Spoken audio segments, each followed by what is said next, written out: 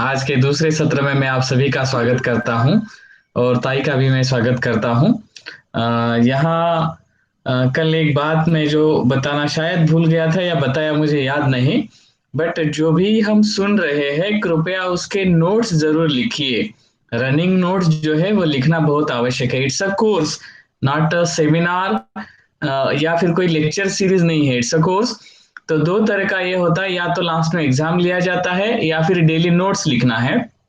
तो मैं सबसे ये विनती करता हूं कि कृपया आप जो भी नोट्स डेली नोट्स लिखेंगे वो जैसे ही सेशन खत्म होता है तो उसका फोटो निकाल करके व्हाट्सएप पे सिर्फ भेजना है। इतना याद रखिए सभी, क्योंकि लास्ट में अगर सभी का ये नहीं उपलब्ध हुआ और सर्टिफिकेट नहीं मिला तो उस समय ऐसा ना बोलिए कि हमने तो भेजा था मगर ये नहीं हुआ, क्योंकि वो डेली हम उसका एक एक्सेल चार्ट बनाते हैं जिसमें लिखते हैं कि किस किस के नोट्स प्राप्त हुए। So please be consider about this all. मैं स्वाति ताई से विनती करता हूँ कि कृपया वो आज के अपने सत्र की शुरुआत करें।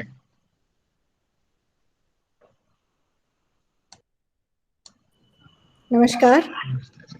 आज मैं ये बोलना ही चाहती थी जो सर ने बता दिया, क्योंकि आज जो है हम भारतीय नृत्य संस्कृति तथा उसका इतिहास ये देखने जा रहे हैं।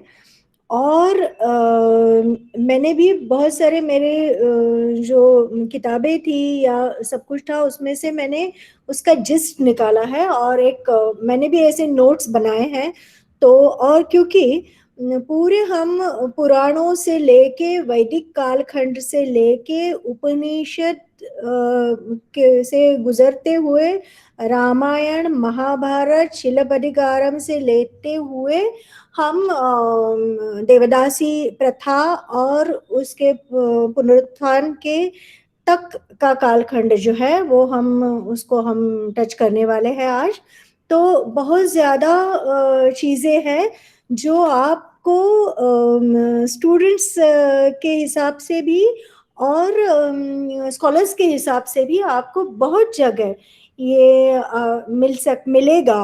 रिप्रोड्यूस करने के लिए आपको समय ये मिल सकता है, क्योंकि क्या बात है कि ये सब जो चीजें हैं ना वो हर जगह पे उपलब्ध नहीं होती है। ये सब जो बुक्स है जो मैंने ब्रिटिश लाइब्रेरी से लेके यहाँ तक, जो यहाँ के भंडारकर इंस्टीट्यूट को लेके जो नालंदा में हमें बहुत पुराने मार्गम सीरीज और ये सब होते थे, तो उसके सब नोट्स ये जो निचोड़ जो जिसे हम बोलते हैं वो अभी मेरे पास है। और वो मैं आपसे शेयर करना चाहूंगी, और आप लिखते जाइए क्योंकि ये बहुत इम्पोर्टेंट है। और ये आपको एक ही बुक में नहीं मिलेगा, ये बहुत सारे बुक्स का निचोड़ है। तो ये आपके साथ होना चाहिए, और एक आइडियल आंसर कैसा होना चाहिए उस हिसाब से हम आगे जाएंगे, बढ़ते जाएंगे। और हम चाहेंगे, क्योंकि इतिहास तो हम कुछ बदल नहीं सकते, संस्कृति जो है उसका तो हम सिर्फ पुनरुच्चारण या जागरण कर सकते हैं। मैं चाहूंगी कि वो बहुत इंटरेस्टिंग तरीके से मैं ही बता रही हूँ तो इंटरेस्टिंग तरीके से हो। फिर भी जो डिटेल्स है वो तो हम कुछ उसमें कुछ नहीं कर सकते, तो ये डिटेल्स आपके पास रहना चाहिए।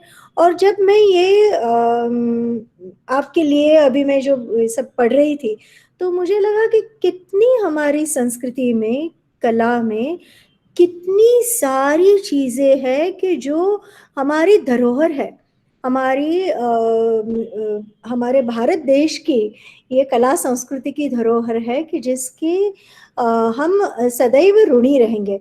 मैं चाहती हूँ जैसे इसने रखा है ना, ये बाकी भी लोग मुझे दिखाई दे तो अच्छा है, क्योंकि फिर मुझे वो ही ज्यादा अच्छा लगता है। मैं अपने ऑडियंस को कभी अंधेरे में उनको रखना नहीं चाहती। मैं ऑडियंस को, मैं ऐसे आर्टिस्ट हूँ कि मैं ऑडियंस में थोड़ा सा लाइट चाहती हूँ, और ऑडियंस को देखते हुए जब हम करते हैं तो उसमें उसका मजा अलग है। और आप भी क्वेश्चंस पूछ सकते हैं, क्योंकि आज बहुत सारी चीजें हैं। तो हम जब मैं ये सब पढ़ रही थी तो इतना मुझे जैसे एक मेडिटेशन जैसे हो गया, और एक कविता मेरे जहन में आई। तो वो हम उससे हम आज शुरुआत करेंगे। नृत्य क्या है? नृत्य अवकाश का आकार, आकारों में बंधा अवकाश, कवि का शब्द साकार, साकारों में सांझा प्रकाश, ईश्वर का रूप निराकार, निराकारों में पायल की पुकार, पायल में विश्व साकार, और बस एक परातत्व साक्षात्कार। वही नृत्य है जहां शुरुआत होती है। अवकाश को हम जब आकार में ढालते हैं तभी हमारी कोरियोग्राफी शुरू हो जाती है, तभी हमारा नृत्य शुरू हो जाता है। और फिर अवकाश हमारे, जैसे हम कल देख रहे थे, नर्तक के शरीर तन मन का भी अवकाश है, रंगमंच का भी एक अवकाश है, और ऑडियंस के तन मन का भी एक अवकाश है। तो जब भी ये सब अवकाश सम्मिलित हो जाते हैं तभी सही मायने में रस भाव का जन्म होता है। तो हम बिल्कुल पुराणों की बात करेंगे। तो पुराणों में, विष्णु धर्मोत्तर पुराण में जो ऋषि मार्कंडेय थे, उन्होंने राजा व्रज को कहा, विना तु नृत्य शास्त्रेण चित्र सूत्रम सुदूरविदम। अगर हमें चित्र सही मायने में चित्र का अभ्यास करना है या शिल्प का अभ्यास करना है, तो अगर हम नृत्य का अभ्यास अगर हम करेंगे, नृत्य के डिटेल्स अगर हम देखेंगे, उसके काइनेटिक्स देखेंगे, तभी जाके हम चित्र और शिल्प को जान सकेंगे। कपिला वात्स्यायन, डॉक्टर कपिला वात्स्यायन, जिनका हाल ही में निधन हो गया, अगर आप चाहे तो कपिला वात्स्यायन के जो बुक्स है वो सही मायने में आप पढ़ ले, क्योंकि वो बहुत बहुत उसमें सब कुछ है। जो अभी आज मैं निचोड़ जो आपको देना चाहती हूँ वो उनके बुक्स में से भी निकाले हुए हैं। वो हर जगह पे उपलब्ध नहीं होते, लेकिन वो उन्होंने कहा है कि what is dance, dance is mother of all arts. ऐसे क्यों कहा है, क्यों कहा होगा? क्योंकि शिल्प में हम नृत्य देखते हैं, चित्र में हम प्रमाण या आकार सब देखते हैं। तो इसका मतलब ये है कि उसके पहले नृत्य का अस्तित्व था, तभी तो हम उसको शिल्प में ढालते हैं, तभी तो हम उसको चित्र में ढालते हैं, तभी तो वो साहित्य में आता है। तो इसके सबसे पहले नृत्य था। अगर हम जाएंगे पूरे आदिवासी आर्यन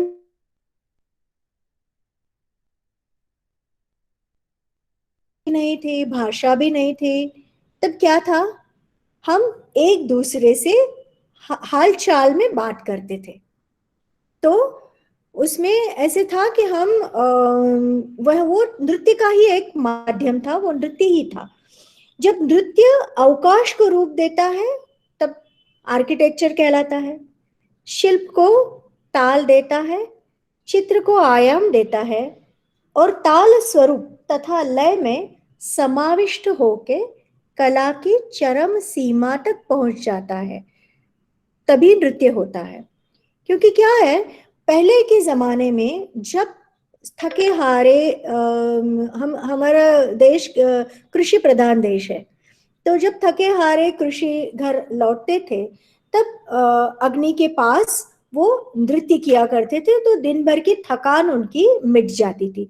तो वो था फोक डांस। उसके बाद जब रूल्स और रेगुलेशंस में उसको ढाला गया, वो कब हुआ? वो 20th सेंचुरी की शुरुआत में हुआ। तब जाके सब नृत्य को क्लासिसिज्म, क्लासिकल डांस के तौर से देखा गया। तो हमने विष्णु धर्मोत्तर पुराण की बात की। फिर अलग अलग जो संदर्भ ग्रंथ है वो भी मैं चाहती हूँ कि आप मूल स्वरूप उसका देखें। अगर आप नृत्य के अभ्यासक है, संशोधक है, या फिर नृत्य करते हैं, तो ये सब जो अभी मैं लिस्ट देने वाली हूँ आपको, तो 2000 साल पहले भरत मुनि ने नाट्य शास्त्र लिखा था। सो नाट्य शास्त्र क्या है? नाट्य शास्त्र नाट्य और नृत्य का विश्वकोश है। फिर 13th सेंचुरी में आया अभिनय दर्पणम, आचार्य नंदिकेश्वर। उसके पहले नाट्य शास्त्र के बाद आया धनंजय का दशरूपक। ये सब आप लिख लीजिए।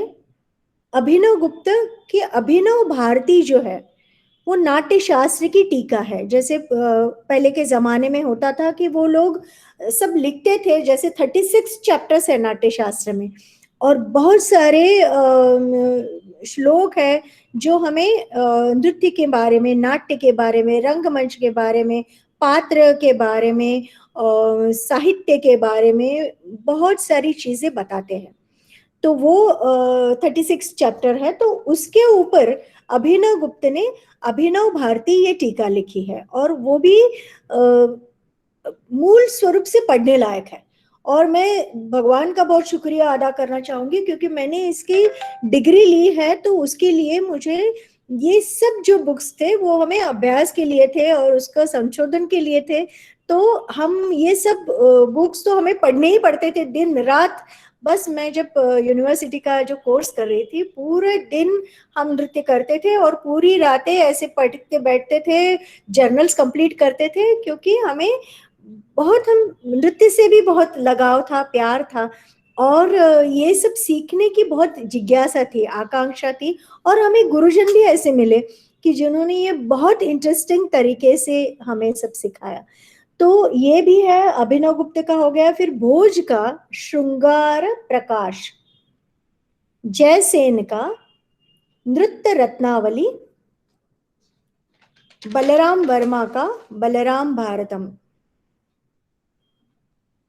और हमने ये तो बताया ही आपको कि आचार्य नंदिकेश्वर का अभिनय दर्पण। मैं चाहती हूं कि अगर हम नृत्य के संशोधक और अभ्यासक हैं, तो हमें मूल रूप से ये सब पढ़ना चाहिए। और मुझे पता नहीं, लेकिन मुझे ऐसे लगता है कि शायद आपको इंटरनेट पे अगर कुछ उसका मिल सकता है, क्योंकि हमारे वक्त जब हम पढ़ते थे तो ये तो कुछ नहीं था, ये माध्यम ही नहीं था।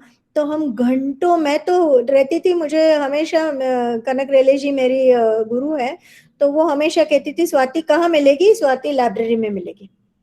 तो मैं, मतलब मैं हमेशा जब नालंदा में जाती थी तो मैं वॉचमैन के साथ ही नालंदा में हम एंटर करती थी। वो सब वो हमारे, हम काका बोलते थे उनको, वो सब सफाई करते थे, और मैं, मुझे एक रूम वो खोल के देते थे और मैं नृत्य की सफाई में लगी रहती थी। और जब मेरे कलीग्स या मेरे फ्रेंड्स आते थे, तब मैं पूरा पसीना पसीने से तरबदर होके पहला डब्बा खाती थी। मैं 3 डब्बे लेके जाती थी, क्योंकि इतना, बहुत ज्यादा मेहनत हो जाती थी, बहुत ज्यादा कैलोरीज, आज के जमाने में कैलोरीज बर्न हो जाते थे। तो तब हम जाते थे, और जब मेरे साथ, वॉचमैन के साथ ही मैं फिर से बाहर निकलती थी, क्योंकि उसके बाद मैं लाइब्रेरी में बैठा करती थी। और मैं सही मायने में कहूँ कि ये सब जो किताबें हैं, मैं बिल्कुल अपने आप को भूल के वो पढ़ती रहती थी। और मैं ऐसे ताज्जुब मुझे होता था कि कितना कुछ हमारे लिए रखा है। तो मैं हमेशा चाहती हूँ कि डांस के जो अभ्यासक है, नर्तक है, उन्होंने ये सब जो बुक्स है ये पढ़नी चाहिए, जो भी हो। और हम, बिलीव मी, हम बिल्कुल ऐसे, मैं ऐसे पढ़ती थी, मैं भाव विभोर हो उठती थी। मैं कभी हंसती थी, कभी रोती थी, मैं कभी उनको सरेंडर, शरण हो जाती थी मैं, क्योंकि ये इतना नॉलेज है और इसके ऊपर हमारा अधिकार है। और ये भारत में ही होता है, उसको भारत ही कहूंगी मैं, ना हिंदुस्तान ना इंडिया, तो बिल्कुल नहीं। वो भारत है। भा मतलब तेज, और रत मतलब तेज की उपासना करने वाला देश। तो अगर हम देखें, मैंने कहा जैसे मोहनजोदड़ो हड़प्पा संस्कृति थी, हमें सबको पता है। तो उत्खनन जब हुआ, तब उसमें क्या मिला? जैसे कल तो मैंने देखा, बोला कि पशुपतिनाथ की का चित्र मिला, और आइडॉल जो मूर्त थी वो किसकी मिली? डांसर की मिली, जो हाथ ऐसे कमर पे रख के, एक हाथ ऐसे रख के बिल्कुल इत्मीनान से खड़ी है, और हाथ में बिल्कुल उसके बैंगल्स है, और थोड़ा उसने ऑर्नामेंट्स भी पहने हैं, और वो डांसर की मूर्त मिली मोहनजोदड़ो हड़प्पा में। इसका मतलब, जब मूर्त है, इसका मतलब कोई तो मॉडल होगा ना सामने, तो डांस तो होना ही है, डांस होगा ही तब। तो ये है। और जब मैं मुझे हमेशा जब भी मैं रियाज भी करती हूँ या स्टेज पे तो बात अलग है, वहां तो बिल्कुल हम अपने आप को भूल ही जाते हैं। रियाज के वक्त भी ऐसे ही होता है। जब रियाज करते हो तो मुझे लगता है कि कितनी बड़ी धरोहर, कितनी बड़ी संस्कृति लेकर हम चल रहे हैं नृत्य के माध्यम से। And we are so fortunate कि हमें ये करने का मौका मिल रहा है, हमें ये सीखने का मौका मिल रहा है। और आपके जरिए मैंने मेरे सब पुराने जो बुक्स थे और मेरी मतलब एक पूरा जो मेरा कबर्ड है वो सब नोट्स से भरा भरा पड़ा है। और जब मैं मुंबई की हूँ तो शादी होने के बाद जब पूना में आई तो मैंने पहले 2 बैग्स लेके, सब लोग अचरज में पड़ गए, उनको लगा कि ड्रेसेस होंगे, ये होगा वो होगा। वो सब मेरी किताबें, और किताबों से भी ज्यादा मेरे नोट्स लेके ही मैं आई। और अभी मैं आपकी भी शुक्रगुजार हूँ कि मैं आपके लिए अभी मैं ये सब मैंने फिर से वो देखा, फिर से वो लिखा और ये कर रही हूँ। तो अगर वैदिक काल देखा जाए तो वो है 1500 before Christ to 1600 before Christ. 600, 1500 to 600 जो वैदिक कालखंड है। और आर्यन संस्कृति जो है, जो 4000 ईयर्स के पहले ये आर्यन संस्कृति थी। और मोहनजोदड़ो हड़प्पा अगर हम देखें तो 2500 बीसी टू 1500 बीसी तक मोहनजोदड़ो हड़प्पा है। उसके बाद वैदिक कालखंड शुरू होता है। आप ऐसे ही लिखिए, मोहनजोदड़ो हड़प्पा जो है, जो 2500 बीसी टू 1500 बीसी। वैदिक काल जो है वो 1500 बीसी टू 600 बीसी। और आर्यन संस्कृति बिल्कुल पुरानी है, जो 4000 ईयर्स पहले ये सब आर्यन संस्कृति थी। और ये जो आर्य थे, जिनका खून अभी भी, जैसे हम जिन्स कहते हैं, हमारे रगों में उनका खून अभी तक दौड़ रहा है, वो जो आर्य थे वही उन्होंने, मतलब वो बहुत वेलवर्स थे। जैसे अभी हमें लगता है कि अभी बहुत सारी खोज हो रही है, ये हो रहा है, वो हो रहा है। वो अगर हम वो खोजने जाए वैदिक कालखंड में क्या बताया है, तो हमें ये सब मिलेगा जिसका संशोधन होना बहुत जरूरी है। तो मैं चाहती हूँ कि आप में से ही कोई निकल आए और वैदिक संस्कृति में जब नृत्य था उसका कोई संशोधन करेंगे, तो मेरा तो ये लेक्चर सीरीज सुफल हो जाएगा, संपूर्ण हो जाएगा। तो मैंने कल आपको कहा कि ऋग्यजु सामवेदेभ्यो वेदाचाथर्वण कर्म पाठ्यम। ऋग्वेद से क्या आया? पाठ्यम। सामवेद से क्या आया? यजुर्वेद से क्या आया? अभिनय। हाँ? पाठ्यम चाभिनयम गीतम। सामवेद से क्या आया? गीत। और अथर्ववेद से क्या आया? रस।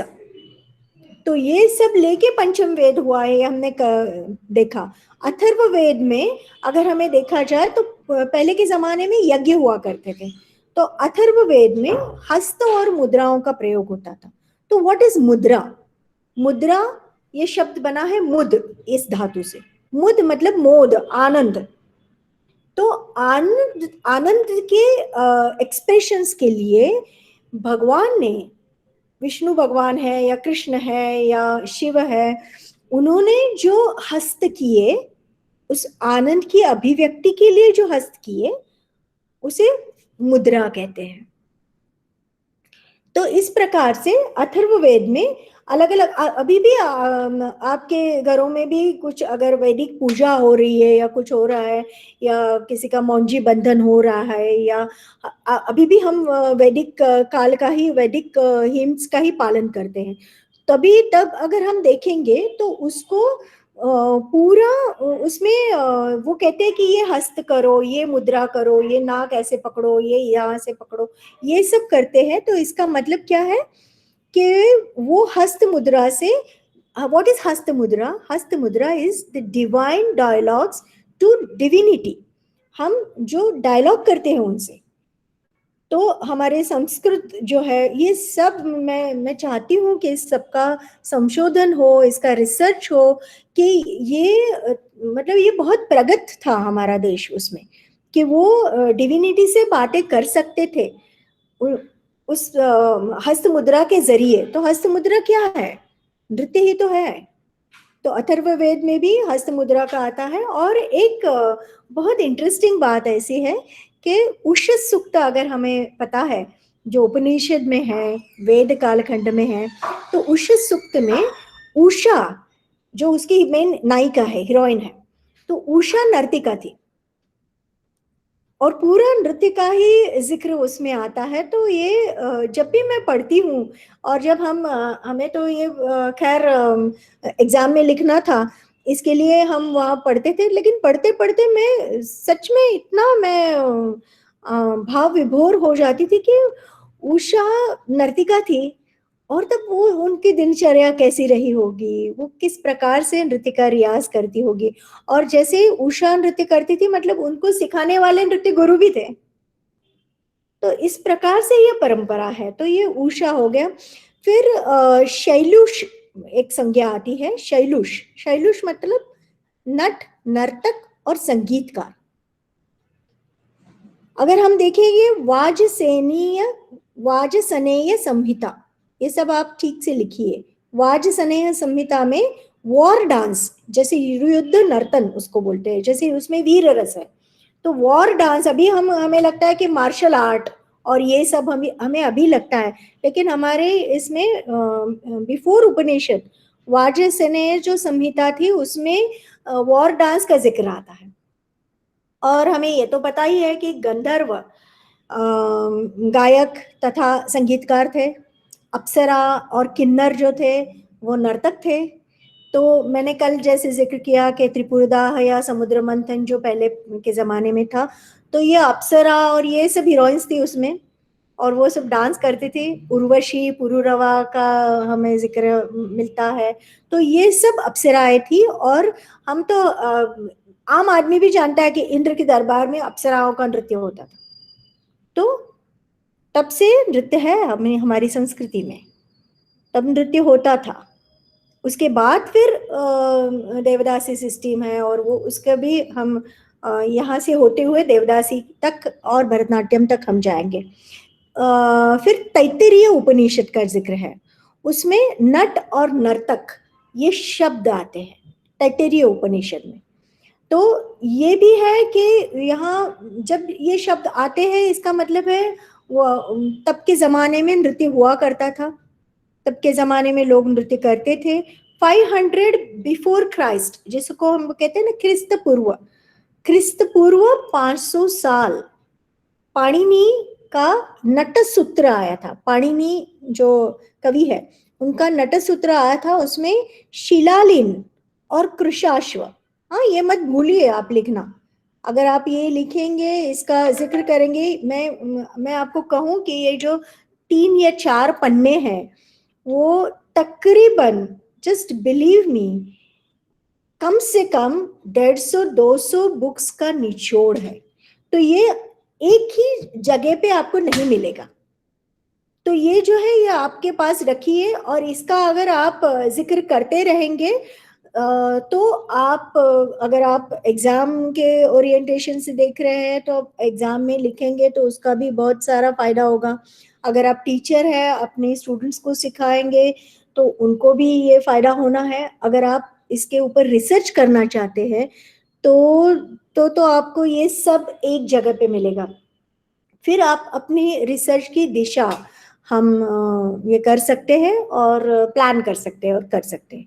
तो ये सब है, शिलालिन कृशाश्व लिखिए। और 3rd सेंचुरी बिफोर क्राइस्ट, अभी मैंने बोला 5th century before Christ, 3rd century before Christ, आप अगर बिहार में कोई शिल्प, मतलब जैसे उत्खनन होता है और शिल्प जैसे है, पहले तो वो मिलते नहीं है, फिर बाद में जब मिलते हैं तो उसमें सूतनिका, एक नर्तिका का नाम आता है सूतनिका, और नर्तक का नाम आता है देवदत्त। जब भी मैं ये पढ़ती हूँ, मुझे मुझे हमेशा ऐसे लगता है कि उस जमाने में अगर हम चुपके से जाएंगे तो हमें सूतनिका को देखने को मिलेगा, देवदत्त को देखने को मिलेगा, और कैसे वो कैसे नृत्य करते होंगे, कैसे रियाज करते होंगे, कैसे, मुझे जैसे बोलते हैं ना डेजाऊ, डेजाऊ जैसे हो जाता है। मुझे लगता है कि शायद मैं ही थी वो सूतनिका, और क्योंकि बचपन से जब टीवी नहीं था, कुछ भी नहीं था, मैं नृत्य करती थी और मैं हमेशा मेरे पेरेंट्स को बोलती थी कि उन्होंने मेरे लिए बेबी कैमरा लाया था और मैं हमेशा बोलती थी कि अभी मैं गुस्सा हो गई हूँ, अभी मेरा फोटो निकालिए, अभी मैं मुझे बहुत खुशी हो रही है, अभी मेरा फोटो निकालिए, मुझे बहुत आश्चर्य हो रहा है। मुझे वो याद नहीं है लेकिन वो फोटोज आज तक है। तो मैं ऐसे क्यों कहती थी मुझे पता नहीं है। तो ऐसे है शायद क्योंकि बार बार भारत में आने का मौका मिले और भी मिले और नृत्य का अभ्यास करने का मौका मिले, तो और हम भी किसी संजोग से ही एक साथ घुल मिल गए हैं, तो शायद हम भी कहीं किसी जमाने में साथ होंगे, पता नहीं। तो second century AD, after decade, second century AD है नाट्य शास्त्र। उसके बाद है third century AD Harivansh. Harivansh क्या था? रामायण पर आधारित एक नाटक था। उसमें नटनम नर्तकी ऐसे उसका जिक्र आता है। नटनम नर्तकी मतलब नाटक में नृत्य शामिल था। तो नट, नट मतलब नर्तक।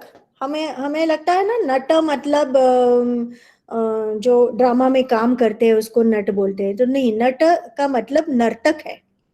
तो नाट्य शास्त्र नर्तकों के लिए ज्यादा मायने रखता है, नाट्य से भी ज्यादा।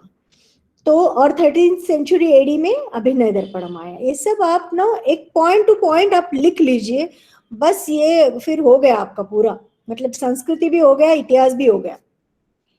फिर आता है भागवत पुराण। भागवत पुराण, रामायण, महाभारत, शिलपदिकारम। शिलपदिकारम जो है वो साउथ इंडिया में जैसे एपिक्स बोलते हैं ना, रामायण महाभारत एपिक्स है, महाकाव्य है, वैसे ही शिलपदिकारम भी महाकाव्य है जो साउथ इंडिया में है। तो भागवत पुराण के दशम स्कंद में रास लीला का जिक्र आता है। मैं कहूँ आपसे कि मैं जब नृत्य अलंकार का पेपर लिख रही थी तो एक बहुत सुंदर सवाल मुझे पूछा था। वो सवाल को देख के मुझे इतनी खुशी हुई कि उन्होंने लिखा था कि आप नटवर तथा नटराज के नृत्य के बारे में लिखिए। तो वो देख के मुझे वो एग्जाम में मेरे मुंह से निकल गया कि क्या क्या सवाल है। बहुत सुंदर। नटवर यानी कृष्ण, नटराज यानी शिव, और नटवर का डांस क्या है? रासलीला है। नटराज का डांस क्या है? तांडव है। तांडव के प्रकार, मतलब उन्होंने ऐसे नहीं कहा कि आप रासलीला के बारे में कुछ लिखिए, तांडव नृत्य के बारे में कुछ लिखिए, ऐसे नहीं था। नटवर से लेके नटराज तक नृत्य के बारे में लिखिए। तो ऐसे सवाल भी आ सकते हैं, तो आपको ये पता चलना चाहिए कि नटवर क्या है, नटराज क्या है और उनका नृत्य क्या है। तो दशम स्कंध में रास लीला का जिक्र आता है, दंड रास का जिक्र आता है। जैसे आजकल हम कहते हैं ना डांडिया, तो वो दंड लेके रास खेलने का जिक्र है। जब शरद पूर्णिमा की रात, अभी आएगी शरद पूर्णिमा या होके गई शायद, शरद पूर्णिमा की रात जब जमुना के किनारे कृष्ण राधा और गोपियों के साथ नृत्य करते थे तो उसे रास कहते थे। रास मतलब रस का ही आविष्कार है। तो रास मंडल करके पूरा वो जैसे यूनिवर्स की एक छोटी आवृत्ति उसे कहते हैं, यूनिवर्स का एक छोटा वर्जन, तो वो लेके वो पूरे रास मंडल में रास करते थे। तो और कुशी लवर जो है वो मार्गी संगीत में ज्यादा है। तो देसी और मार्गी ये दो प्रकार के संगीत है। देसी मतलब फोक डांस और मार्गी मतलब क्लासिकल डांस। तो फोक डांस जब रूल्स और रेगुलेशंस में बांधा गया तो मार्गी हो गया। तो देसी संगीत और मार्गी संगीत, देसी नृत्य और मार्गी नृत्य, ये भी संकल्पनाएं अगर आप लिखेंगे तो एग्जामिनर तो बिल्कुल चकाचौंध हो जाएंगे कि इनको तो बहुत सारा पढ़ा हुआ लगता है। तो इस प्रकार से अलग अलग स्टैंजा बनाइए और अलग अलग वो लिखते जाइए, उसका आपको बहुत ज्यादा फायदा होने वाला है। रामायण का अगर जिक्र करें, क्योंकि रामायण पहले आया, फिर महाभारत आया, उसके बाद शिलपदिगारम आया। तो रामायण का अगर जिक्र करेंगे तो हम बोलते हैं लव कुश राम के पुत्र थे और कुशलव रामायण गा रहे थे। तो कुशलव मतलब कुशीलव, कुशीलव एक ऐसे ट्राइब थे कि वो नृत्य और संगीत घूम के नृत्य संगीत करते थे। तो कुशीलव संकल्पना जो है वो रामायण में आती है। रामायण का अगर अयोध्या कांड देखें तो उसमें आता है कि जब राम को राजा बनाने की कोशिश हो रही थी तब सब नर्तक बहुत खुश हो गए थे, नट और नर्तक खुश हो गए थे, ऐसा जिक्र आता है। उसका सुंदर कांड अगर हम देखेंगे तो उसमें जिक्र आता है कि राम खुद गंधर्व विद्या जानते थे। गंधर्व विद्या मतलब क्या? गायन, वादन, नर्तन। और रावण को तो हमें पता ही है, रावण ने खुद स्तोत्र लिखा है, रावण खुद सितार बजाते थे, रावण खुद नृत्य करते थे। सिर्फ अहंकार की वजह से उनका पतन हो गया, और पर स्त्री का अभिलाष, इससे उनका पतन हो गया। तो इस प्रकार से मतलब रामायण तो पूरा आदर्शों का एपिक है, आदर्शों का काव्य है। और महाभारत जो है वो हम जो जनरल लोग हैं उनका, उनके एक्शन इंटरएक्शन का काव्य है। तो रामायण में सब आदर्श ही है। आदर्श राजा है, आदर्श पति है, आदर्श पिता है, आदर्श गुरु है, आदर्श शत्रु भी आदर्श है, दुश्मन भी आदर्श है, क्योंकि वो सब वेलवस था, सब में माहिर था रावण, दशानन। तो इस प्रकार से रामायण है। और उसमें नृत्य, नृत्य, तांडव, लास्य, अंगहार, नुपुर, रस, ये सब शब्द रामायण में आते हैं। ये भी आप लिख लीजिए, क्योंकि ये मैंने कहीं कहीं से पढ़ के, कहीं कहीं लिख के अभी आपके लिए पूरा तैयार किया है। तो ये भी आप लिखिए, नृत्य, नृत्य, तांडव, लास्य, अंगहार, नुपुर और रस, ये इन शब्दों का जिक्र रामायण में आता है। फिर हम जाएंगे महाभारत। हाँ, ठीक से आप ऐसे लिखिए कि आपको बाद में पता चले कि आपने क्या लिखा है। उसमें अब बाद में आता है महाभारत। महाभारत में क्या है? वो व्यास मुनि, हम सब जानते हैं, व्यास मुनि ने कहा, और ऐसी मान्यता है कि गणेश जी ने वो लिख लिया। तो उस प्रकार से महाभारत क्या है, ऐसे बोलते हैं ना, व्यासोच्छिष्ट। जो महाभारत में है वो मतलब जो महाभारत में नहीं है वो दुनिया में नहीं है, जो दुनिया में है वो सब कुछ महाभारत में है।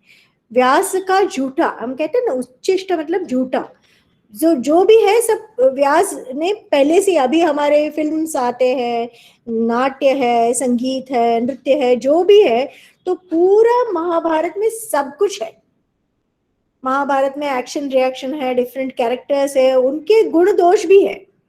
जैसे रामायण के आदर्शों की दुनिया है, वैसे महाभारत नहीं है। महाभारत में सब कुछ है जो आता है, और वो हम नृत्य में भी करते हैं। तो उसमें सूत कथक शब्द आता है। तो अगर नीलिमा है तो उनको पता चलेगा, वो महाभारत में सूत कथक उनको पता ही होगा कि ये जो शब्द का प्रयोग है वो महाभारत में होता है। और विराट पर्व अगर हम देखें तो बृहन्नड़ा, क्योंकि अर्जुन ने वेश लिया था बृहन्नड़ा का, तो वो उत्तरा को नृत्य सिखाते थे। और उन्होंने नृत्य कहा, किससे सीखा था? चित्रसेना से नृत्य सीखा था।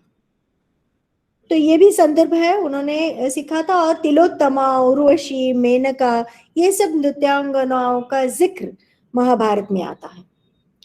विराट पर्व में कीचक वध, कीचक वध का एपिसोड है। तो उसमें क्या है, वो कीचक वध कहाँ हुआ?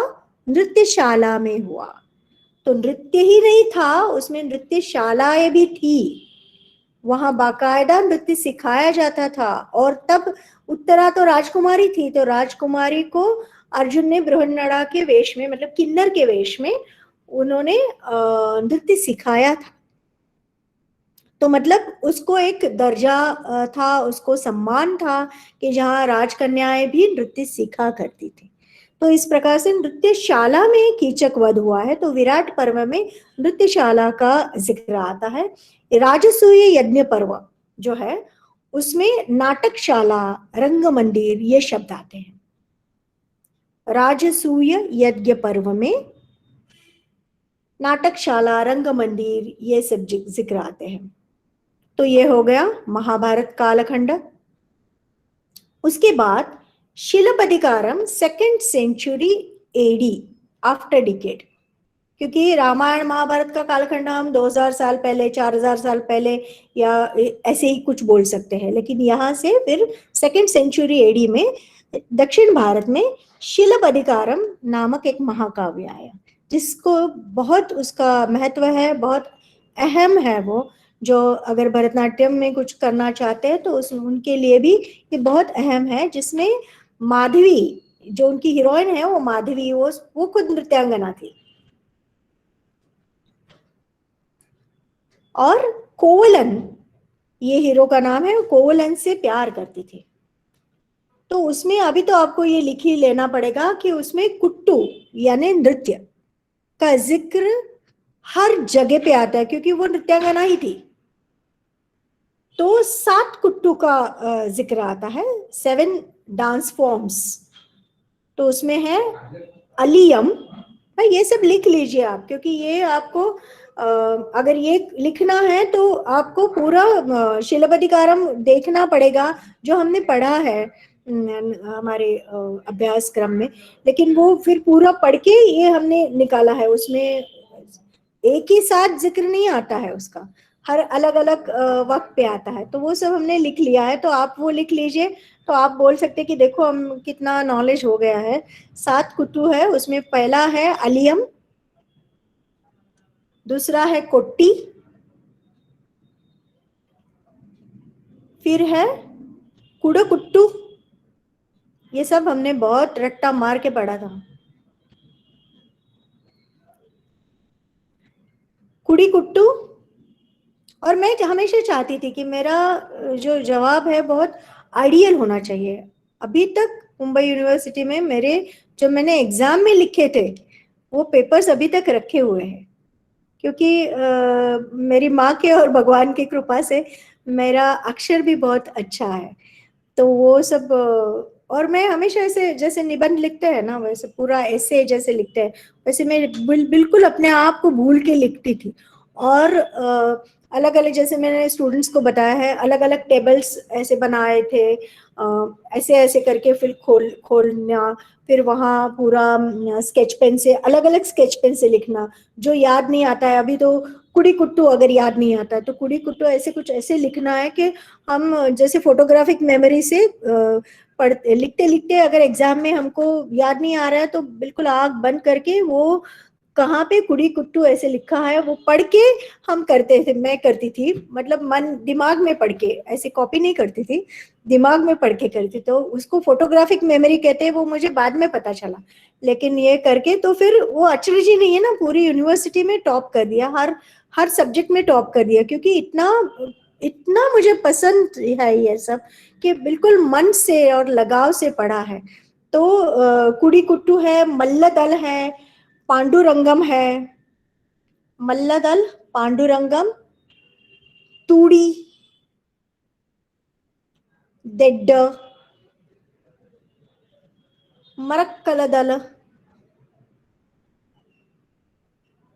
पलई और कड़यम, पलई और कड़यम। फिर उसके बाद मेन 2 स्ट्रीम्स आए, अगा कुट्टू एंड शांति कुट्टू, अगा कुट्टू एंड पूरा कुट्टू, अगा कुट्टू एंड पूरा कुट्टू। और उसके बाद शांति कुट्टू विनोद कुट्टू आया, कुट्टू मतलब डांस, शांति कुट्टू विनोद कुट्टू आया, और जिससे आज का हमारा भरतनाट्यम बना है फाइनली। विनोद कुट्टू शांति कुट्टू से भरतनाट्यम बना है।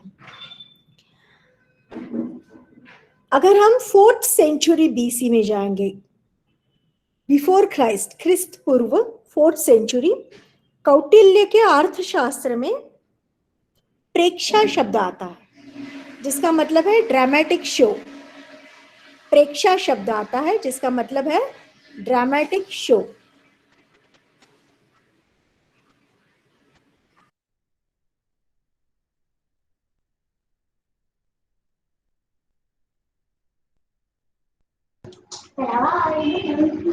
ते आपला आवाज बंद झाला.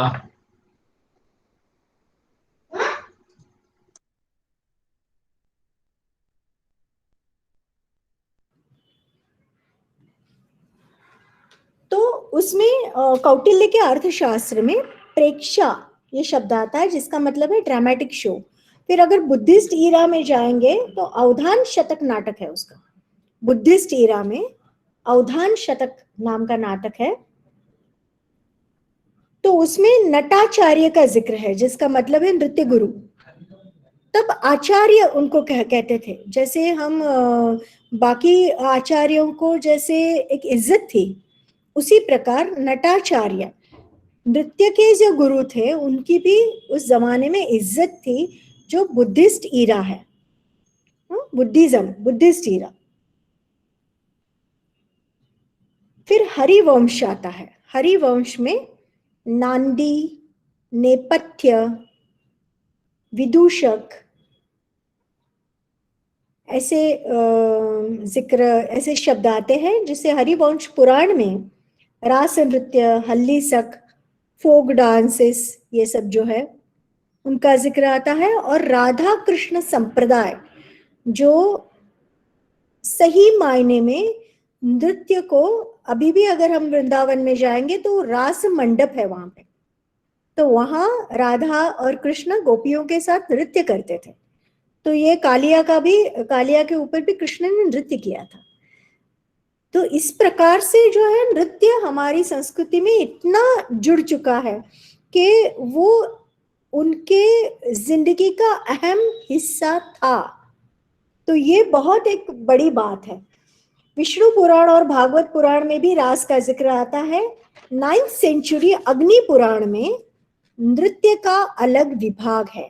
मैं चाहूंगी कि आप सब ये जो 18 पुराण है वो आप देखे, पढ़े और उसमें ये सब ढूंढ के निकाले, जैसे हमने निकाला है। जैसे मैंने ये पुराणों से मैं ढूंढ के निकाला है, ये किसी बुक से नहीं है, ये पुराण में आता है करके मैंने 18 पुराण सब जो थे वो पढ़ डाले। And take my word, it is very very interesting, बहुत ज्यादा इंटरेस्टिंग है वो। ऐसे नहीं है कि वो बोरिंग है या पुराण, मतलब उसमें बहुत कथाएं हैं, कथाओं के माध्यम से है। तो अगर आपको कहीं मिले तो वो जरूर जरूर पढ़िए, क्योंकि उससे आप बहुत रिच हो जाएंगे नॉलेज के लिए। फिर शतपथ ब्राह्मण, जैसे बोलते हैं ना ब्राह्मण, और मैंने नृत्य योगा जो किया ना उसके लिए भी मैंने फिर से ये सब ब्राह्मण ब्राह्मण जो है, आरण्यक है, उपनिषद है, ये सब फिर से पढ़ा। और उपनिषद का मतलब क्या है? पास बैठना। किसके पास बैठना? गुरु के पास बैठ के गुरु की विद्या हासिल करना, यह है उपनिषद। शब्द का अर्थ ही ऐसा है। तो शतपथ ब्राह्मण में शिलालिन का जिक्र आता है, जिसका शिलालिन मतलब क्या? नृत्य गुरु। तो उसका जिक्र आता है। अगर आप ऐसे शब्दों का प्रयोग करेंगे तो जो जानकार है जो लोग, वो सही मायने में समझ जाएंगे कि आप क्या कहना चाहते हैं। ठीक है। फिर कौटिल्य अर्थशास्त्र में देवदासी शब्द पहली बार आया। देवदासी सब बाद में हमें पता चला, लेकिन पहले बार देवदासी शब्द कौटिल्य के अर्थशास्त्र में आया। वात्स्यायन के जो काम सूत्र है, वो काम सूत्र में 64 कलाओं में, 64 आर्ट्स में नृत्य और संगीत का जिक्र है। तो नृत्य के बारे में अगर हम संस्कृति और इतिहास देखते हैं तो हमें ये सब पूरा लिखना ही पड़ेगा। वो भी पढ़िए, आप जो भी है वो पढ़िए, जितना आप पढ़ना, मैं सही मायने में कहूंगी कि अगर स्मार्टफोन है, स्मार्ट आज के माध्यम है, तो उसका आप उपयोग करिए। क्योंकि मैंने ये सब, मैं वही बोलूँ ना, मैंने इतना लिखा है जिंदगी भर, इतना कुछ लिखा है, तो ये लिख लिख के मैंने सब किया है। तो आपको तो बिल्कुल एक क्लिक पे सब है, उपलब्धि है, तो आप उसका उपयोग कीजिए, क्योंकि ये मिरेकल है जो हमारे घर बैठे हम ये सब एक क्लिक पे देख सकते हैं। और अभी पैंडेमिक अभी भी चल रहा है, तो टाइम भी है, तो ये आप पढ़िए। और मैं तो हमेशा कहती हूँ कि कुछ हासिल करने के लिए ही पढ़ना है, ऐसे भी नहीं है। हमें ऐसे, मुझे हमेशा जब भी मैं परफॉर्म भी करती हूँ, मुझे हमेशा लगता है कि जो हमारे पुरातन जो श्यामा शास्त्री है या फिर त्यागराज है, मुत्तुस्वामी दीक्षित है, स्वाति तिरुनाल है, उनकी रचनाएं जब हम करते हैं, मुझे हमेशा ऐसे लगता है कि ये रचना करते वक्त ये जो शब्द है वो किंचित काल के लिए उनके मन में कहीं पे उन्होंने निवास किया होगा, और वही शब्द आज मैं मेरे नृत्य के जरिए वो मैं पेश कर रही हूँ, उसके लिए हम कुछ कर रहे हैं। तो इस प्रकार से अगर हम, या किसी ने लिंक भेजी है देखिए आप, तो अगर वो लिंक देखेंगे आप नाट्य शास्त्र की, तो बहुत, और जो मराठी लोग हैं वो उनके लिए तो गोदावरी केतकर का जो नाट्य शास्त्र है, ऐसा बुक मैंने जिंदगी भर नहीं देखा। और वो भी मुझे हमेशा लगता है कि गोदावरी केतकर एक आम स्त्री थी जिसने नाट्य शास्त्र पे इतना बढ़िया मराठी में बुक लिखा है, जिसका आज तक कोई मिसाल ही नहीं है जिसकी। अगर आप करना चाहो तो करिए आप, क्योंकि इस प्रकार से वो होना चाहिए। जो जैसे अभी मेरा नृत्य योगा का पूरा बुक ही हो गया थीसिस का, तो ऐसे कुछ करना चाहिए कि जो जिनको सीखना है वो बुक उनके लिए महत्वपूर्ण रहे। तो इस प्रकार से मुझे लगता है हमेशा कि ये सब लोग जो है उनके, जब कालिदास ने कब वो लिखा होगा, कब उन्होंने यथा रसम रसानुकूलम अभिनयति ऐसे लिखा होगा कि ये अलग अलग आता है देखिए। तो ये सब आप जो उसके लिंक्स है उसमें जाइए और आप देखिए, तो ये सब कब लिखा होगा और कब उन्होंने, जैसे अभी शुक्राचार्य के शुक्र नीति सार में क्या आता है, हाव भावाधि संयुक्तम नर्तनम। शुक्राचार्य के शुक्र नीति सार में आता है हाव भावादि संयुक्तम, जब हाव और भाव एक उसका मिलाप हो जाता है तो नर्तन शुरू हो जाता है वहां पे। तो ये शुक्राचार्य ने लिखा है, हमें ये सब तो पता है, जैसे बहुत बीते जमाने की बात है, और तब उन्होंने ये लिखा है। मतलब नृत्य सिर्फ था नहीं, विकसित था। लोग पढ़ते थे, सुनते थे, करते थे, सीखते थे, तो विकसित था नृत्य।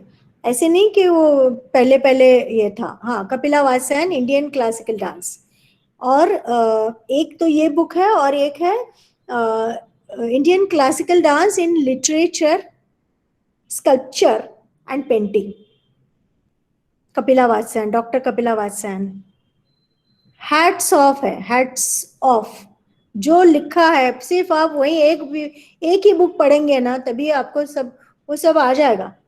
ये सब उन्होंने वहां पे लिखा है कि कैसे क्या है, कितना समझ, एक व्यक्ति इतना कुछ एक जिंदगी में कुछ इतना रिसर्च कर सकते हैं, इतना लिख सकते हैं, ये भी ताज्जुब की बात है, बहुत अचरज की बात है। और हम हमेशा शरण है इन सब लोगों को। फिर प्रबंध कोश, अमर कोश में 10 रस का जिक्र आता है। 10 जो सेंटिमेंट्स है, वो भरत मुनि ने तो अष्टरस बताए हैं, फिर अभिनव गुप्ता ने 9 रस बताए हैं। प्रबंध कोश और अमर कोश में 10 रस आते हैं, जिसमें शांत रस भी एक है, और वैराग्य ये भी एक, और भक्ति रस भी एक है। तो इस प्रकार से 10 रस इसमें आते हैं प्रबंध कोश और अब अमर कोश में, और 10 रस। और अभी जो हम कहते हैं आंगिक, वाचिक, आहार्य, सात्विक, 4 प्रकार के अभिनयों का के बारे में भी जिक्र आता है उसमें। तो आज का जो लेक्चर है ना, वो सब यही है, क्योंकि इतिहास हम कुछ बदल नहीं सकते हैं, है ना। जो इतिहास है वो तो हमें करना ही करना है, तो उसमें तो हम कुछ कर नहीं सकते। लेकिन बाकी जो मेरे अभी लेक्चर्स होंगे ना, उसमें अलग अलग किस्म के हम कुछ परफॉर्म भी करेंगे, कुछ बातें भी करेंगे, कुछ अलग हमारे विचार भी रखेंगे, and it will be very interesting. लेकिन ये भी जो है ना, ये सब हमको जानना बहुत जरूरी है। फिर कालिदास का जमाना आता है, वो है 376 to 414 आफ्टर डिकेड एडी। उनका नाटक ही है मालविका अग्निमित्रा। जहां मालविका एक नर्तिका है, गणदास मालविका के गुरु है, और अग्निमित्र राजा। तो मालविका और अग्निमित्र की प्यार की तो कहानी है, उनकी तो दास्तां है ही है, लेकिन उसमें गणदास मालविका को पहली बार जब पेश करते हैं नर्तिका के तौर पे, तो उन्होंने बहुत इतनी चीजें बताई है। तो आप, मैं चाहूंगी कि आप वो लिख लीजिए कि आपको मालविका अग्निमित्र पढ़ना है, कालिदास का, वो पढ़ लीजिए आप। तो उसमें उन्होंने इतना कहा है कि नर्तिका कैसी होनी चाहिए, किस प्रकार से पेशकश होनी चाहिए, किस प्रकार से अभिनय होना चाहिए, किस प्रकार से रियाज करना चाहिए, ये कालिदास ने अपने मालविका अग्निमित्र में लिखा है। तो ये भी बहुत ताज्जुब की बात है, और कितना कितना वो वेलवर्स्ड रहेंगे, कितना नॉलेज रहेगा उनको, क्योंकि कालिदास का नाम काली के दास इस प्रकार से आया है। तो काली के सामने खुद कालिदास नृत्य करते थे। तो उनके जब मैं तो चाहती हूँ कि कालिदास का आप अभिज्ञान शाकुंतल भी पढ़े, मेघदूत भी पढ़े, और मालविकाग्निमित्र भी पढ़े। तो उसमें आता है यथा रसम रसानुकूलम अभिनयति,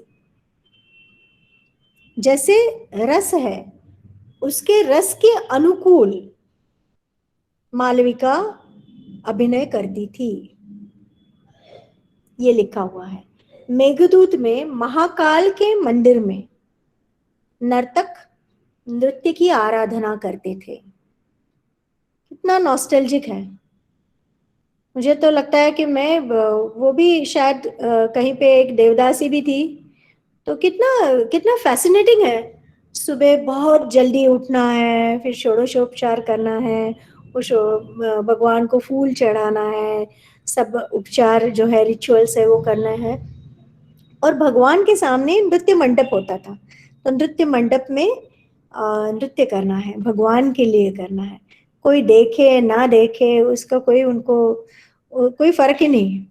सिर्फ devadasi, they were suppose to get married to the lord, और भगवान के लिए, इसीलिए सुमंगली रहती है ना देवदासी। सुमंगली मतलब पूरे सौभाग्य आभूषण वो पहनती है, ठीक है।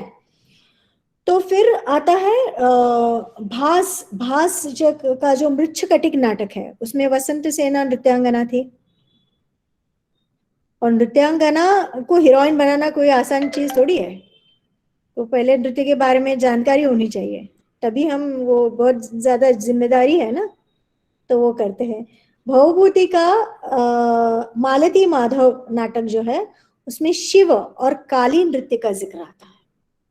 मालती माधव, भवभूति।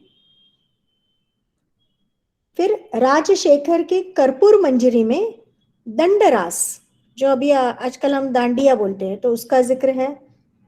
आर्य संस्कृति में कला संस्कृति बतौर धर्म के प्रसार हेतु, आर्य संस्कृति ने दाक्षिणात्य द्रविड़ संस्कृति तक वो सब नृत्य की संस्कृति पहुंचाई है, और तभी नटराज का प्रथम जिक्र आता है, जो हम कल बात कर रहे थे नटराज के बारे में। फिर मैंने जैसे कहा कि भरतनाट्यम का अगर इतिहास देखें हम, अभी तक तो संस्कृति में या फिर महाकाव्यों में और नाटक में और अलग अलग बुक्स में, अलग अलग ग्रंथों में नृत्य कहाँ कहाँ पे आता है वो हमने देखा। हड़प्पा मोहनजोदड़ो से लेके हमने कालिदास तक ये सब हमने देखा जाना, और मैंने बिल्कुल आपको ऐसी चीजें दी है कि उससे आपका एक क्वेश्चन का आंसर बहुत अच्छा हो जाएगा आपका। लेकिन मैं चाहूंगी कि ये आप मूल रूप से आप पढ़े, और आप मुझे धन्यवाद देते नहीं थकेंगे, क्योंकि ये पढ़ना मतलब बिल्कुल खुशी है, बिल्कुल खुशी है, बाकी कुछ नहीं है उसमें। आनंद है, अगर आपको आनंद लेना है, निर्मल आनंद, तो वो जरूर आप पढ़िए, उसमें यू विल बी थैंकफुल। तो फिर देवदासी का जैसे मैंने जिक्र किया, पद्म पुराण में देवदासी का जिक्र है। टेम्पल गर्ल, उसको टेम्पल गर्ल कहते थे। और भरतनाट्यम तो हमें पता है भाव राग ताल और नाट्य जिसमें है, वो है भरतनाट्यम। तो संगम ईरा, हम ये आप ऐसे ही एक के बाद एक लिखते जाइए। Sangam era 1st to 4th century, Sangam era. तब नृत्य बहुत अपनी मतलब उसकी शुरुआत थी, लेकिन फिर भी वो बहुत विकसित था संगम ईरा में ही। ये हम सब दक्षिण भारत की बात कर रहे हैं।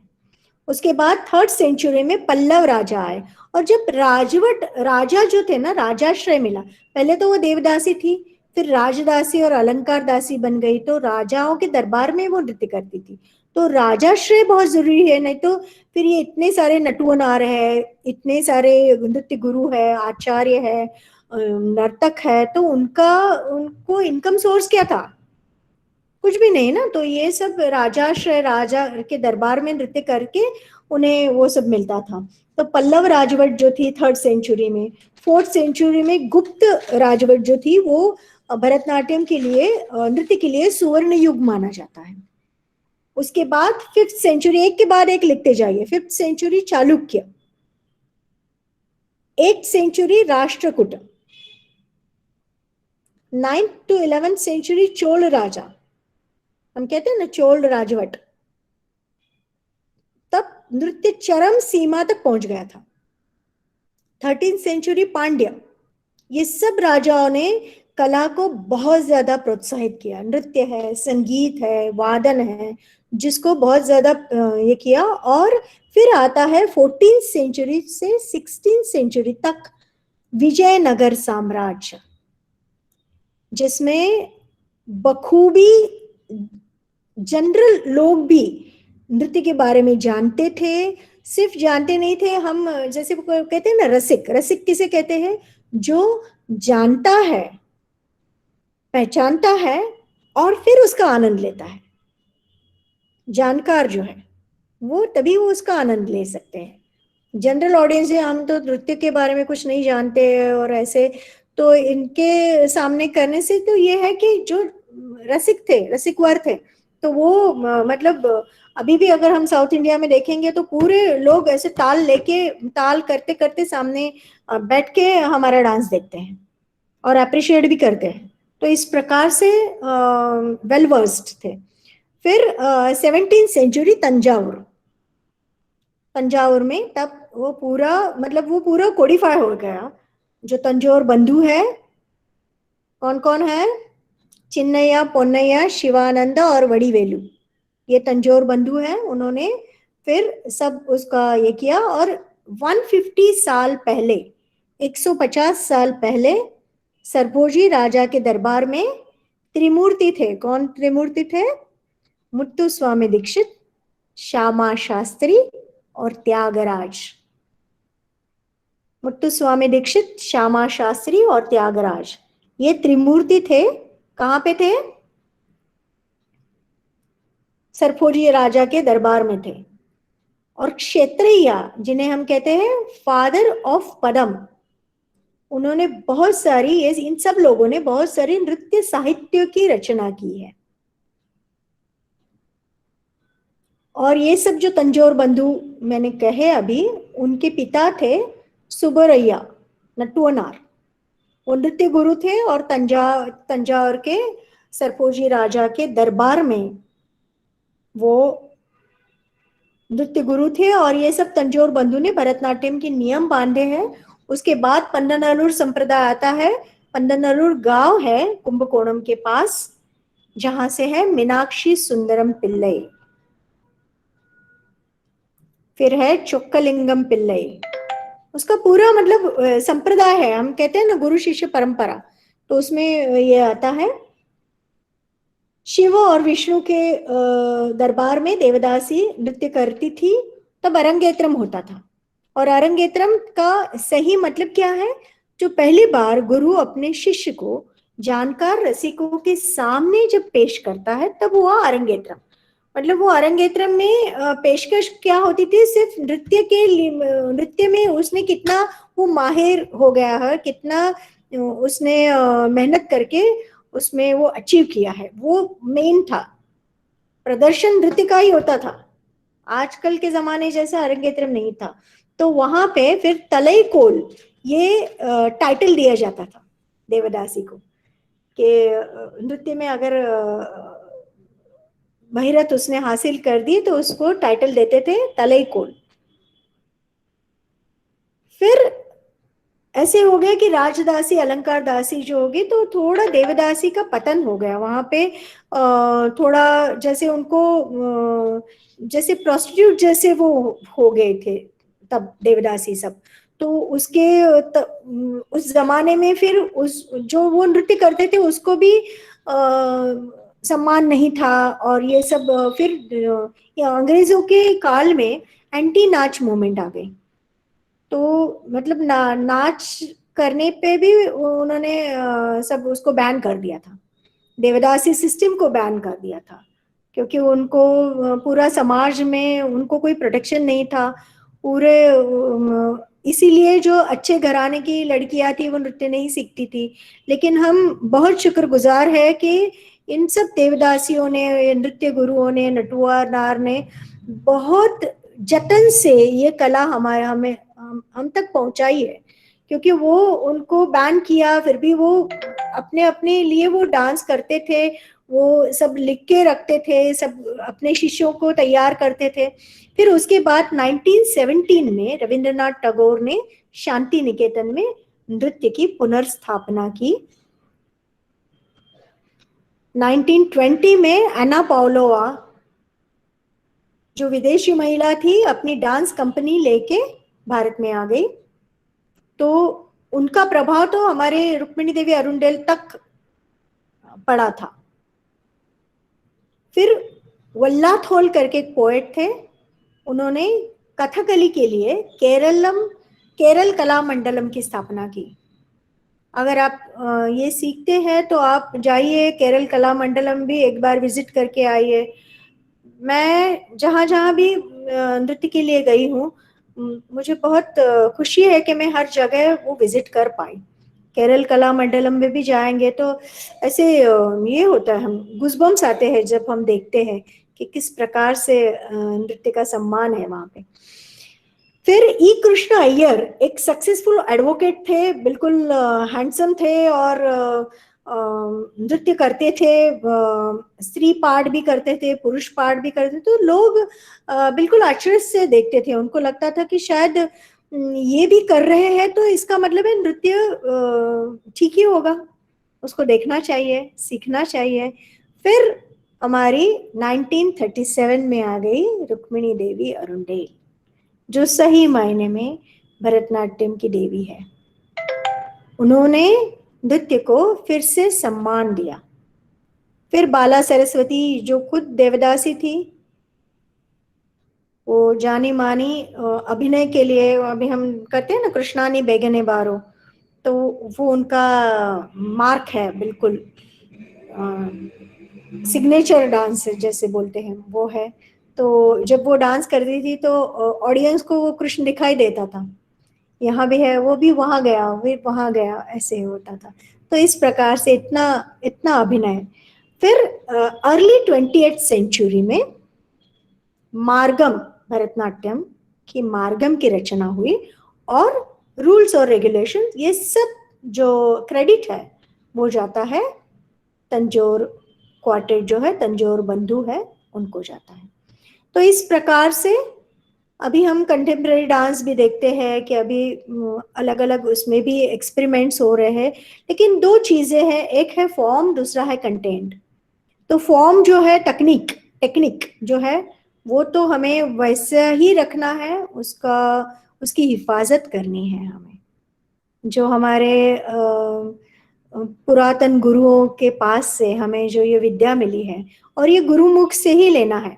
क्योंकि हम अगर बोलेंगे कि ये बोबड़े सर ने ये सब क्यों रखा है, हम तो नेट पे भी ये ढूंढ लेंगे, ये भी यहाँ पे भी जाएंगे, वहां पे जाए, तो ऐसे नहीं होता है। कि ये लाइव ट्रेडिशन ऑफ गुरु शिष्य परंपरा, जो गुरुमुख से ही अगर हम ये पढ़ेंगे तो हमें उसका फायदा मिल सकता है। तो मतलब वो किसी कोई समझाने की भी जरूरत होती है। तो इस प्रकार से ये लाइव ट्रेडिशन हमारे तक आज तक वो आ गया है। और हम देखते हैं अलग अलग, तो फॉर्म एक बात है, वो टेक्निक, कंटेंट मतलब जो हम पेश करते हैं, फॉर्म मतलब किस प्रकार से करते हैं, और कंटेंट मतलब क्या पेश करते हैं। तो रामायण, महाभारत और ये सब, अष्टपदी है, गीत गोविंद है, ये सब जब हम परफॉर्म करते हैं तो उसके उसके हिसाब से मतलब हम इस प्रकार से वो करेंगे। वो सब जो स्टोरीज आती है, सबको पता है दशावतार क्या है, ये क्या है, वो क्या है, फिर भी वो अगर हम पुनर्निर्मित उसको देखते हैं तो हम कंटेंट से भी हम बिल्कुल घुल मिल जाते हैं। हमें पता चलता है कि ये क्या बता रहे हैं। हमने कितनी बार रामायण देखा होगा, कितनी बार महाभारत का है, कृष्ण के लीला कालिया मर्दन कितनी बार हमने देखा होगा, फिर भी वो कंटेंट तो है ही, लेकिन किस प्रकार से वो किया जाता है वो बहुत ज्यादा मायने रखता है। कि मैंने एक बार किया था कृष्णा ने बेगने बारो, उसमें मैंने कृष्ण कृष्ण को यशोदा बुलाती है, तो हमेशा तो हम ऐसे ही कहते हैं कि यशोदा इस प्रकार से, तो मैंने ऐसे सोचा था कि वहां पे ऐसे कुछ तो है नहीं काव्य में, तो क्यों ना हम ऐसे सोचे कि यशोदा जब कृष्ण वृंदावन छोड़ के चले गए मथुरा, उसके बाद यशोदा को फिर से नहीं मिले। उनकी बांसुरी भी वहीं रह गई, उनका मयूर पंख भी वहीं रह गया, उनकी राधा भी, गोपियां भी वहीं रह गई, और यशोदा मैया भी वहीं रह गई। तो फिर वो यशोदा मैया को वो कृष्ण के बचपन की याद आती है, और वह कहती है कि कृष्ण अभी तुम जल्दी चले आओ, एक बार तो मुझे तुम्हारा मुख देखना है। तो इस प्रकार से, किस प्रकार से हम करते हैं, वो हमारी अलग पहचान हो जाती है। तो मैं चाहती हूँ कि यहाँ उपस्थित जो लोग हैं, मैं I will be very proud कि ये हमारे एक लेक्चर में थी, और आज वो कितना अच्छा डांस कर रही है, कितना उसने सीखा है, किस प्रकार से कर रही है। तो ऐसे मैं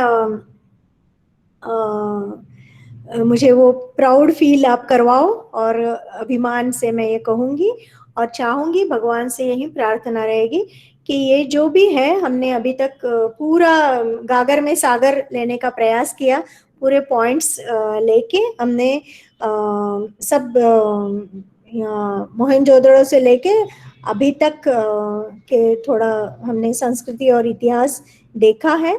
तो ये भी एक देवदासी का भी बुक है, मैं वो आपसे कहीं शेयर करूंगी। देवदासी नाम का ही है, मुझे अमेरिका में एक जगह पे उन्होंने बहुत सुंदर सब नृत्यशाला जैसे किया है, तो पूरी साउथ इंडियन लोगों ने किया है वो। तो वहां मुझे उनकी लाइब्रेरी में देवदासी का बुक वो मिला, तो इतना बढ़िया बुक है वो। तो इस प्रकार से आप ढूंढते रहिए भ्रमर वृत्ति से, जहां भी जो भी मिले आप लेके रहिए। और मैं चाहूंगी कि मेरे इस लेक्चर का आपको फायदा थोड़ा बहुत हुआ होगा, तो मेरा सार्थक हो गया। मैं पूरा दिन आज वो लेके बैठी थी, यहाँ वहाँ वहाँ वहाँ सब बहुत सारे बुक्स ऐसे लेके बैठी थी, और बीच बीच में जितना मैं आपको कह सकूं उतना मैंने ढूंढ के निकाला है। तो सर अभी मैं कंक्लूड कर रही हूँ, तो ठीक है? बिल्कुल बिल्कुल जी। अगर किसी को कुछ एक मिनट में पूछना है तो, क्योंकि हम तो इतिहास नहीं बदल सकते, तो उसमें कुछ कुछ ज्यादा कुछ है नहीं, फिर भी अगर के कोई चाहे तो पूछ सकते हैं, नहीं तो सर कंक्लूड कर देंगे। आपने जितने भी किताबों के नाम बताए, मैंने कोशिश की कि वो सभी तक पहुंच पाए, और मैंने भी वो सारे डाउनलोड कर लिए, क्योंकि जब भी समय मिलेगा, जब ट्रेन में सफर करता हूँ तो पढ़ सकूंगा, मोबाइल में, लैपटॉप में, जैसे भी समय मिला। है ना, अभी तो हम लाइब्रेरी लेके घूमते हैं, जी कितनी जी। अच्छी, कितनी अच्छी बात है। archives.org जैसी वेबसाइट पर इतनी बुक्स अवेलेबल है, और उसके बाद उस्मानिया यूनिवर्सिटी की पूरी लाइब्रेरी नेट पे अवेलेबल है, फ्रेंच इंस्टीट्यूट पांडिचेरी अवेलेबल है, ऐसे कई सारे, जिस Andhra government oriental manuscript library में जहां मैं काम करता था वो अवेलेबल है। मेरे पीछे आप जो देख रहे हैं, ये छोटा सा कलेक्शन है, बट 40,000 किताबों का एक छोटा सा कलेक्शन मेरे पास है। और इसमें से जो इम्पोर्टेंट लगते हैं, 15,000 मैन्युस्क्रिप्ट भी है, 15,000 मैन्युस्क्रिप्ट है, जिसमें से मैक्सिमम हमने डिजिटाइज करके रखे हुए हैं। तो ये हमारे पास अवेलेबल है, मगर हमें वो चाहत होनी चाहिए, जो आप बता रहे थे कि पढ़ना है, समझना है, और फिर परफॉर्मेंस में हम उसको उतारे, जहां भी जाते हैं तो दिमाग में ये आना है कि वो देखना। आएगा ही। जी बिल्कुल। तो इस तरह से हम कोशिश करते रहेंगे, आप जितने रेफरेंस देते रहेंगे मैं कोशिश करूंगा कि उसका सॉफ्ट कॉपी पीडीएफ फाइल्स है, ये जो भी मैंने लिंक्स दिए हैं ये सारे पीडीएफ फाइल्स है, ये पूरी की पूरी फाइल भी मैं अपने ग्रुप में शेयर करूंगा ताकि फिर आपको जिनको भी चाहिए वो भी उससे ले सकेंगे। नाइस। Thank you. और किसी को कोई सवाल हो तो मोस्ट वेलकम। सुप्रिया, सुप्रिया कुछ पूछना चाहती थी शायद। No ma'am, I just wanted to even share the same thing कि आप सर जो आपने अभी जो भेजे है पीडीएफ की फाइल की नाम, वो आप ग्रुप में शेयर कर दीजिए, that will be great enough to search the file for us. और बिल्कुल आप बिल्कुल आराम से पढ़िए, किसी के लिए कुछ नहीं करना है, बस ऐसे ही पढ़ते रहना है, पढ़ने के लिए पढ़ना है, डांस के लिए डांस करना है, फिर खुशी ही खुशी है, बस बाकी कुछ नहीं है। परफेक्ट। ठीक है, फिर कल मिलते हैं।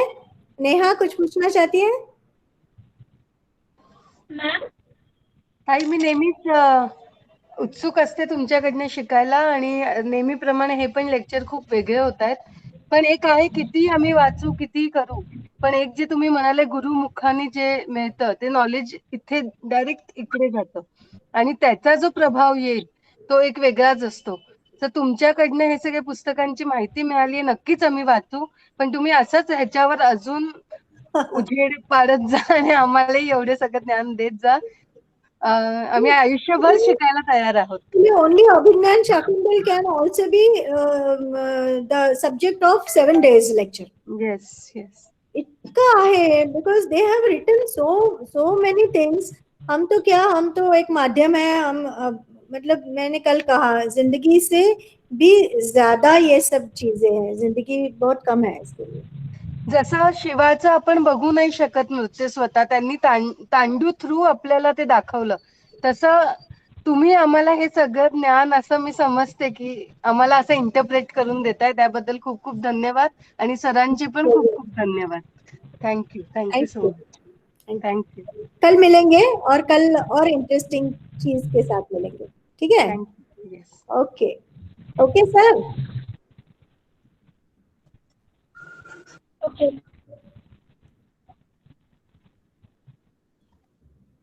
Thank you. थँक्यू. हाँ कीजिए, लास्ट में ही मेरा कनेक्शन कट हो गया था, I am very sorry for it.